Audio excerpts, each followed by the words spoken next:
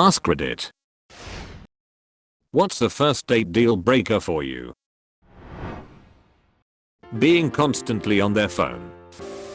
If it's a one-way conversation, me asking them questions and taking interest in their life and them asking none or minimal questions about me. Being married. Bringing your friend to the date because you were nervous. Bragging about your knife collection at home. Never knew these things would come up in the first dates I've been on, but here we are.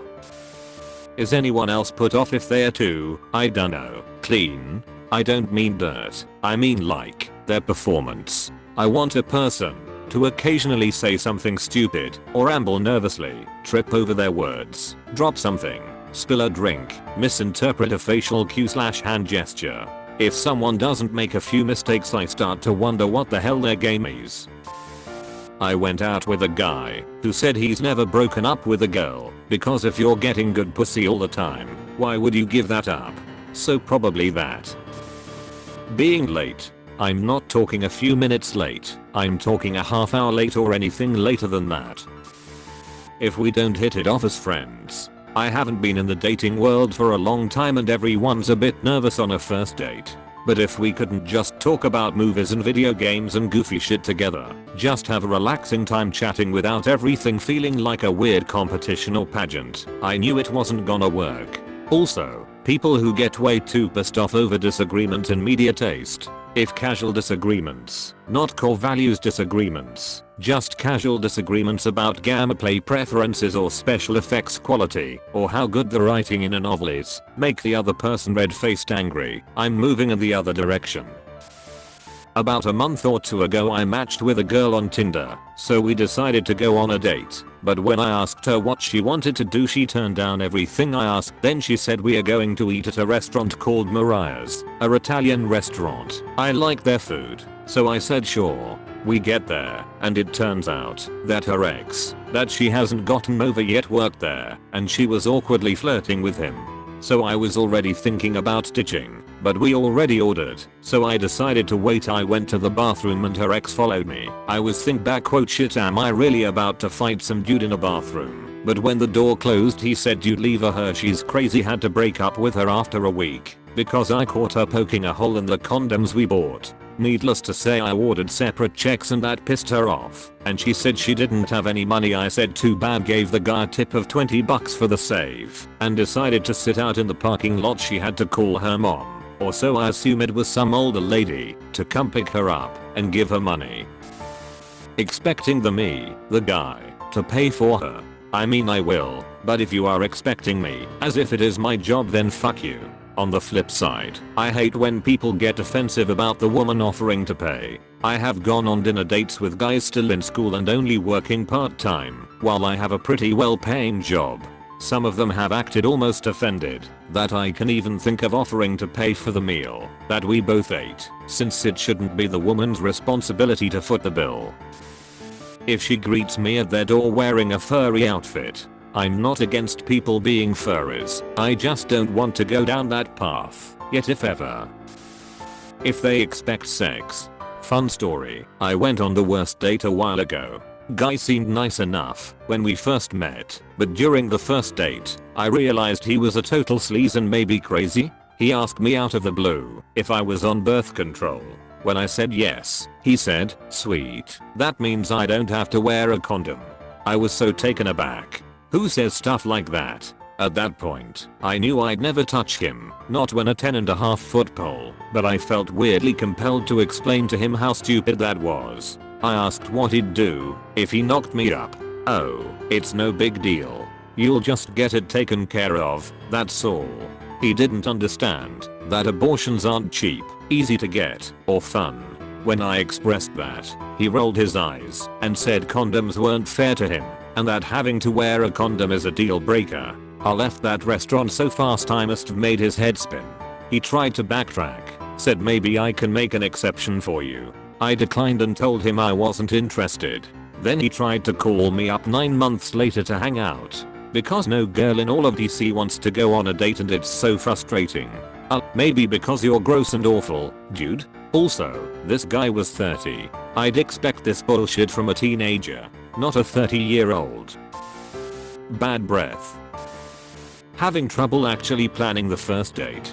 Met a girl once, and we hit it off really well. We'd met on Tinder, but after weeks of back and forth we exchanged Instagram usernames, and then phone numbers. I texted her asking when she had the day off, and if she wanted to go glow in the dark mini golfing, and she agreed, and gave me a date. We arranged a time, and a week later, the day before the date, I texted her to make sure we were still on. Her parents had apparently made last minute plans and she needed to babysit her much younger sister. Alright, fine, it happens. We agreed to try again some other time, and eventually I asked her to meet up and watch the premiere of the Netflix Umbrella Academy series with me on release day, which was exactly 2 weeks away, and she agreed.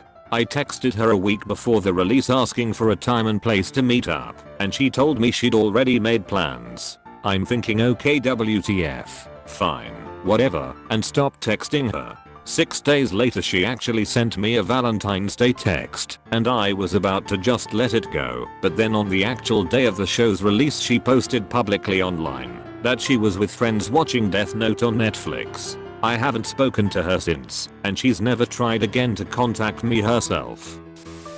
Not appearing as shown on Tinder. I've had several dates where either creative photography or just ancient pics of oneself were used. I mean, once I see you in person, you can't hide that you're 50 pounds heavier than advertised.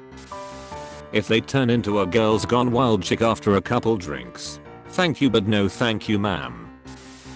Being difficult with the server, and when they show a disinterest in anything you have to say and bring the conversation back to themselves. If you're just gonna blow me off every time, why bother lol. Lying. If someone is significantly different from anything they have led me to believe prior to the first date, I'm immediately not interested. I don't really care that much about their weight, height, political leanings, religion, etc. But lie to me first thing and we've got nothing else to talk about. She told me all about her failed abortion and how she thinks pro-lifers have infiltrated clinics to purposely mess up procedures so the baby is stillborn. Maybe I'm picky, but that felt like second or third date material. Exes, especially if there seem to be too many of them. Bragging or moaning about sex life. Any evidence of a condescending attitude or a tone which suggests I'm being made fun of. This is not the same as flirting or simple teasing. Any kind of detectable annoyance or irritation with what I'm saying. I once ghosted after a first date due to a combination of the above. These to me are the equivalent of a serious fault on a British driving test. You have failed immediately and there is no going back, but you complete the rest of the test as a formality and don't find out until the end. Gross table manners, smacking their lips, chewing with their mouth open, etc. I once never saw a guy again because every time he took a bite he moaned a bit because the food was so good. It was disconcerting. I don't think he knew he was doing it. Went on a date with a guy yesterday who was a Christian. I'm an atheist, but that's fine. And went on an unprompted monologue about how homosexuality is not God's will, not fine. I'm a man. We were both men. It was a gay date. It was very confusing. Anywho, so I called the date off and went to a coworker's son's first birthday party and got blackout drunk and high. It was a really wild birthday party. I woke up on her deck, being spooned in a lawn chair by a large Puerto Rican man in a Hawaiian shirt with tucans on it. He didn't speak English, and I don't speak Spanish, so while I'm confident we didn't have sex, I don't know what did happen. Suddenly unloading all their baggage on the first date. Like, I get that you're lonely, but please see a therapist. I can't help you. I'm not looking to get into a relationship with someone who is codependent. I want to date a man who can be a life partner. 1. Any heavy drug use discussion. I don't mind if you've smoked a little pot or whatever, but if you think I'm going to be impressed by your shrooms habit. 2. Being on their phone the whole time. It's a date. If you're bored / not interested, say so and leave. It's fine. 3. If they currently or plan in the future to identify as a man. I'm not into dudes. Just women, no matter how they may have previously identified. Dating in my teens and early 20s, I was naive and insecure. So loved it when a guy said I was so much better than his last girlfriend who was a bitch. Dating again in my 50s. Being wiser and secure with myself. My response to the ex-bitch story is, what the hell did you do to her?